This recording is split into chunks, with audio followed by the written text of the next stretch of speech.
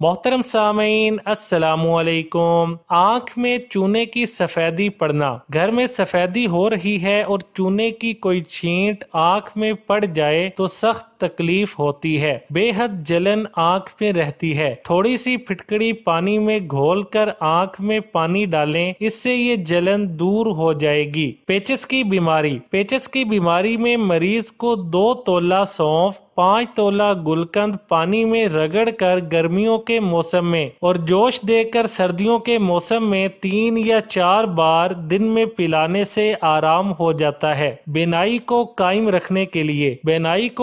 रखने के लिए सौंफ के जुशांदा या बादियान सब्ज, धनिया सब्ज के पानी में सुरमा की तरह खरल करके आंखों में लगाते हैं। खांसी और दमा में 6 माशा सौंफ मिलाकर देना मुफीद है। वीडियो अच्छी लगे तो लाइक, शेयर और चैनल को सब्सक्राइब करने के साथ कमेंट बॉक्स में अपनी राय का इजहार करना ना भूलें।